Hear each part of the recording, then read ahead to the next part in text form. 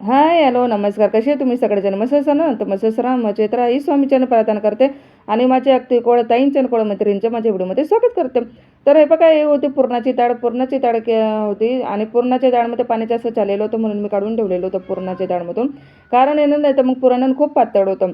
अरे आपण जेव्हा पुरण करतो ना, तेव्हा साखर टाकतो किंवा गूळ टाकतो तरी पण पुरण पातळ होत असतं. त्याच्यासाठी पहिलेच हे पाणी काढून घ्यायचं आणि तुम्ही समजा रसई वगैरे काही करत असतील तर त्या रस्स्यामध्ये ते पाणी टाकायचं. खूप छान रसई लागते त्याची, पण मी रसई काही केली नाही. बघू शकता तुम्ही, मी साखरेचं पुरण करत होती आणि मी पुरण थोडंसंच टाकलेलं होतं. तुम्हाला पुढे दाखवते मी व्हिडिओमध्ये की मी पुरण केवढं टाकलेलं होतं. त्याच्यासाठी मस्तपैकी साखर टाकल्याच्या नंतर ना ते पातळ झालं होतं, बघू शकता तुम्ही. तुम्हाला दाखवते मी आणि मग ते हलवत राहायचं. बघू शकता किती पातळ झालेलं आहे ते. हलवत राहिल्याने काय होतं ना, ते घट्ट होतं. फक्त आहे ना, खाली लागू द्यायचं नाही. खाली लागलं ना की मग ते आपल्याला हलवायला फावत नाही, काही नाही, आणि मग ते जळालेलं सुद्धा त्याच्यात होतं. बघू शकता तुम्ही पुरण कसं घट्ट झालेलं आहे. आणि दाखवतो तुम्हाला पुढे. हे बघा, एवढाच सपाट ग्लास भरून मी चण्याची डाळ टाकलेली होती त्याच्यासाठी. आणि साईडला मी काय केलेलं होतं ना, कणिक मळून ठेवलेली होती मी तेव्हापासूनच. कारण की जेवढी कणिक मळून ठेवलेली असते ना आपण ना, तेवढी पुरणपोळ्या सॉफ्ट येतात त्याच्यासाठी. तर बघू शकतात. त्यानंतर काय केलं ना, मी मस्तपैकी ना, ही माझ्या मैत्रिणीची जाळी आहे पुरणाची. तिला मी रिक्वेस्ट केली की बाई मला चाळणी देते का तुझी पुरण काढायला, तर तिने दिली मला. आणि हे पुरण आहे ना, गरम गरम गरम गरम चाळणीमध्ये टाकायचं. म्हणजे पटापट पटापट होतं पुरण. आपण जर थंड केलं ना, तर थंड पुरण आहे ना, असं पटापट वाटलं जात नाही. कारण आहे ना, मग आपल्याला खूप वेळ पण लागतो थंड पुरणाने. बघू शकतात. आणि मी घेतलेले होते 2 भांडे. एक पुरण या चाळणीवरून काढण्यासाठी आणि काढलेलं पुरण दुसऱ्या भांड्यामध्ये भरण्यासाठी. तर हेच कुकरच्या भांड्यानं म्हणजे ते अर्धसुद्धा आलेलं नव्हतं. बघू शकतात. माझ्याकडे ना जास्त भांडे नाही आहेत, त्याच्यामुळे माझे असे प्रॉब्लेम येतात.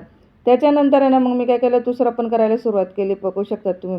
दुसरं पण करायला सुरुवात केली. पटापट पटापट करायचं. गरम गरम म्हणजे वेळ नाही लागत. आणि ना, बघू शकतात. पटापट केलं मी आणि ते सगळं पुरण करून घेतलेलं होतं, बघू शकतात. आणि खूप छान होतात पुरणपोळ्या, माहिती आहे का. चण्याची डाळ पण खूप छान होती.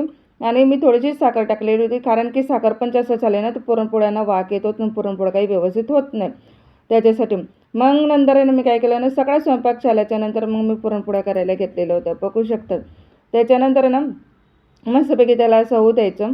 आणि पहिले लोक काय करायचे माहिती आहे का, पुरण आहे ना, आपण पाट्यावरती वाटायचे. आणि पुरण वाटून झाल्यावरती ना, आपलं गव्हाचं पीठ भिजवलेलं असतं ना, तर ते पण पाट्यावर वाटून घ्यायचे, म्हणजे पुरणपोळ्या खूप सॉफ्ट यायचे.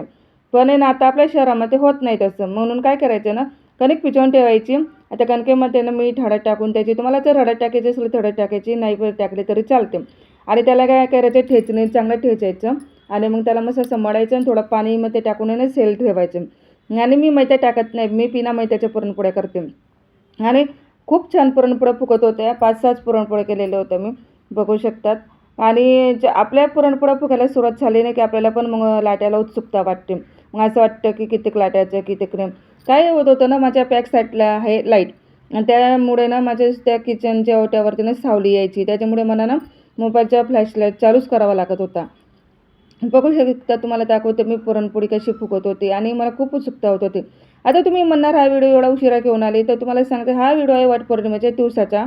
पण आहे ना, माझ्या मोबाईलची स्क्रीन थोडी खराब झालेली होती. मला रेकॉर्डिंग करता येत नव्हतं, मला एडिटिंग करता येत नव्हतं, त्याच्यामुळे ना थोडा उशीर झाला. म्हणून मी तुमची सगळ्यांची मैत्रिणींनो माफी मागते.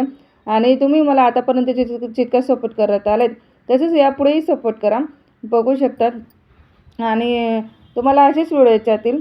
आणि माझे व्हिडिओ बघत असताना तुम्ही लाईक, सबस्क्राईब नक्की नक्की करा. त्याच्यासाठी मी काय केलं ना, मस्तपैकी असं साईडला कणिक भिजवून ठेवलेली होती. आणि मैदा थोडासा पण वापरत नाही मी. आणि मला भूक जाम लागलेली होती. आता मी काय केलं ना, जाळीमध्ये पायखाने काही वाटलं नाही पुरणपोळ्या, कारण मी थोडंसंच खाल्लेलं होतं. आणि मी पूर्ण थकून केलेली होती आणि आमच्याकडे आलेलं नव्हतं त्या दिवशी पाणी. त्या दिवशी पाणी नाही आल्या कारणाने ना, माझी खूपच वाट लागली. कारण 4 दिवसांनी पाणी आलेलं होतं आमच्याकडे आणि त्याने ना मेसेज आम्हाला ऐन वेळेवर टाकला. म्हणजे नेक्स्ट डेला त्याने काय मेसेज टाकलेला होता की उद्या दुपारपर्यंत येईल. आम्हाला काय वाटलं की 11-11:30 वाजेपर्यंत येईल तो. पण त्याने पाणी दिलं आम्हाला वटपौर्णिमेच्या दिवशी संध्याकाळी 4:30 वाजता. आता तुम्ही सांगा मैत्रिणींनो, एवढे 4:30 वाजता पाणी आल्यावर आपण काय करायचं संध्याकाळी? आणि आमच्याकडे गावाकडे काय असतं ना, पाण्याची टंचाई असते तर लोकं भरूनच ठेवतात. पण आपल्याकडे ना शहरामध्ये ना पाण्याची टंचाई कधी येते कधी नसते, त्याच्यामुळे आम्ही भरून ठेवत नाही. पण आहे ना आमचे आता हे नेहमीचेच झालेले, पण मला ना घरात भरून ठेवायला साधन पण नाही आहे. थोड्याशा याच्यामध्ये मला गुजारा करावा लागतो.